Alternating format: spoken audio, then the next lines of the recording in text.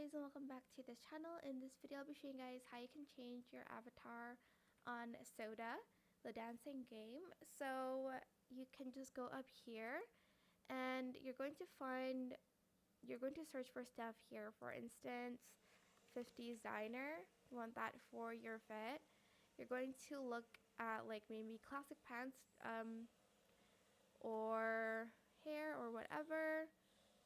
And then you're just going to click on it and you're just going to place it on your avatar.